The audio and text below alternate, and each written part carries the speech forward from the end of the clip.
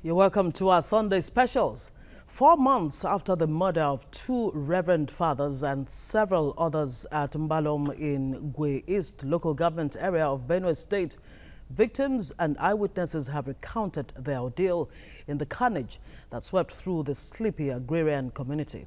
The killings had left Nigerians in doubt of the actual group responsible for the attack. Our TVC News correspondent Godwin Agwam was in Mbalom and now reports. Balong community, located in Gwe East local government area of Benue State, is a 2-hour drive from Makurdi, the state capital.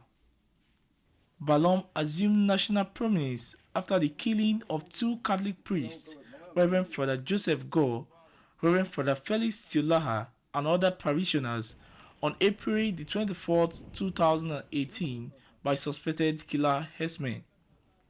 TVC News visit to the community, which is now dreaded by all and sundry, reveals that the community had in fact suffered an attack from killer herdsmen militia in 2014. Beatrice Couvé is a victim of the 2014 attack and narrates how she lost her husband in the onslaught. On that fateful day, the 2014, 25th of that day, I woke up very early in the morning with my husband. He was with lapa on his waist because it was very early. So I do cook. That time I used to cook and sell early morning. So I was about doing my own business. Then my children took my table and everything to the market square. So he followed them to see where they were going. A little time I had some gunshots down here. So I started calling, "Daddy, Daddy, where are you?" I called the other children. Nobody came back. Everybody, I saw people going. Myself, I was just with Lapa. Then I just took my handset and my bag where I kept them near me, where I was cooking. So I started running. I went and hid under the tree. Not up to 2 minutes, I saw them passing. They passed that place about, I don't know, but they were up to 30 or more than. The first group was with guns, and all of them was saying that they wear black clothes, all of them. The second group was with cutlasses. They were going, and I heard them speaking Fulani language as they were going. I was there. They went, they were shooting people. I was hearing gunshots. But according to residents who survived it, the 2014 attack was the tip of an iceberg when compared to what happened in April this year. On the 24th April 2018, that was on Tuesday, I was present here in the church here. We came for morning mass. You know, I'm the mass servant of this church. I usually serve the mass. So when we came here in the morning for the morning mass, we have 2 priests in our mission here, Very Reverend Father Joseph Gore and Father Felix Tiolaha. And Father Joseph Gore is the priest in charge of this mission. When we was here that day, the 2 priests came in the church. So, you know, there was one barrier. Then Father Joseph God was to go to that barrier, and the other father was to conduct the morning mass. So when we was here, when suddenly we saw some people coming through the classrooms down there, we saw them. Some of them were having swords in their hands, and some were having guns. Then when they were coming towards us, we started running the church. And while we was running, they started shooting at us. And then Father Joseph Gore, he wanted to go into his car, and then they shot him. Then he fell down. Then many of us were running. So they were coming to us, shooting their guns. They were shouting, "Allah Akbar, Allah Akbar, Allah Akbar." When they were shouting, they said, "Allah Akbar." Then started pushing people. Then we took our hit. The attackers showed no mercy as adults and children were not spared in the massacre. And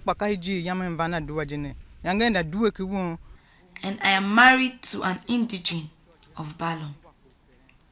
On the 24th of April 2018, which was Tuesday, I woke up early in the morning and was preparing for morning mass when I heard gunshots, and I immediately went out and saw people running and shouting.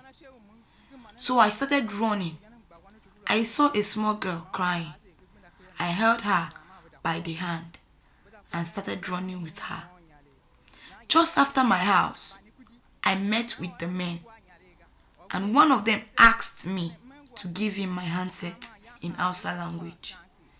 And I told him I had no phone.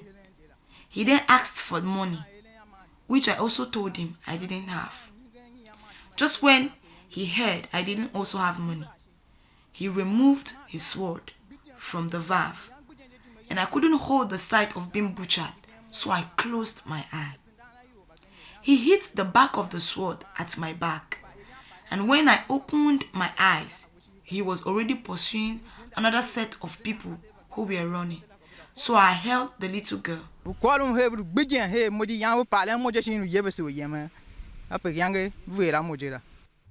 Shima Yeta could not hold her emotions as her little daughter was not spared in the attack.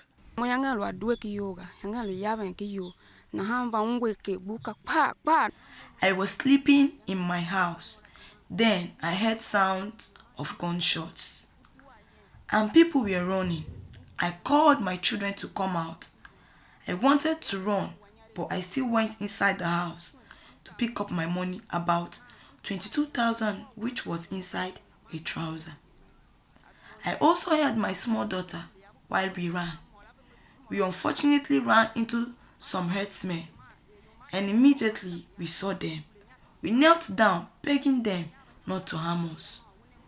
One of them asked for my phone, which I initially hesitated, but seeing that he was going to harm us, I gave him my phone. And again, he asked me to hand over the trouser I was holding, and I gave them, and they left.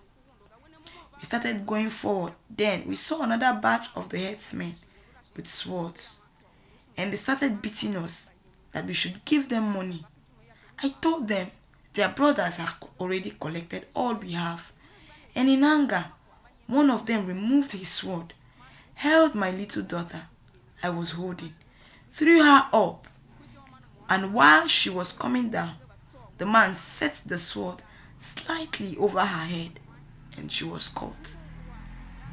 I welcomed her back into my arms with blood.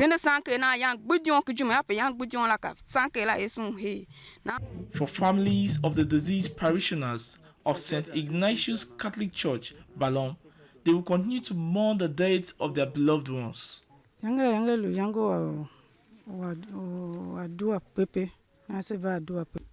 On that fateful Tuesday morning, we were in the church for a normal Tuesday morning mass, and suddenly, herdsmen with guns and swords jumped out of a primary school very close to the church and immediately shot down Reverend Father Joseph Gore, who was outside, and at the sound of the gunshot, the Reverend, who was conducting mass inside the church, said, "These herdsmen have come." So the whole church scattered and everyone ran for their lives.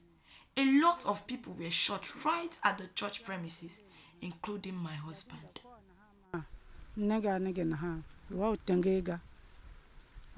When TVC News went around the community to ascertain the level of damage done to the community, this black cap was lying fallow on the ground. According to sources in the community, it belongs to one of the attackers who chased Reverend Father Felix Tiolaha into the bush where he was finally killed. Mama Hugubin Asema, a 95-year-old woman, narrates how Father Felix was killed while he tried to escape. They were herdsmen and were speaking in Hausa. So they followed somebody to the front of my house and killed the person. Later, when everywhere was calm, that I came out to discover it was Reverend Father Felix Tiulaha they killed. Although the parishioners of St. Ignatius Catholic Church, Balom, can no longer worship in their main auditorium due to the defilement of the church by the attackers, but they are not deterred.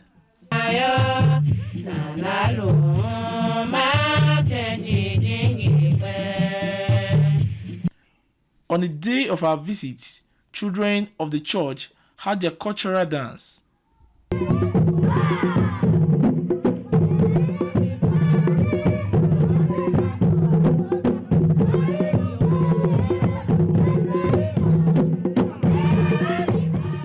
We have done our own investigation, and there's nothing other than the fact that it was herdsmen who did the attack. And you could see that from even the federal government herself acknowledged this fact by sending the special forces and a new operation, and it took the combined effort of that operation to go on land and on air to flush out the herdsmen, and that is how we'll have some level of peace now. Otherwise, we were not at peace. If you look at the Facebook page of one of the priest who was killed, he said, the herdsmen are all around us and they're armed to the teeth and we have nothing to do. It was so heartbroken that this priest saw this happening, cried, made it public, and he couldn't get any help until he was killed. For the Benue State government, killer herdsmen are responsible for the killing in Balom and not indigenous of the state. It was the herdsmen that came and attacked. Because these people, they have arranged militia. As I said, there's one Funam organization, Fulani something organization, that did say they will mobilize militiamen, terrorists from the whole world to come and attack Benue with arms and resources. This they said. And that is why it baffles me up to today. Our security men cannot be proactive to arrest these people. So these people are known, and we are aware that the presidency said they are Libyan mercenaries. Other people say they are so mercenaries everywhere. They say several things to try to justify why they are coming. But our problem has been, why can't they stop these people? We also visited the final abode of the slain priests and other parishioners at the Holy Pilgrimage Center in Ayati. Catholics in Benue State now see their graveyard as a solution center where they go to seek the face of God in times of need. Godwin Agwam, TVC News, Balom, Benue State.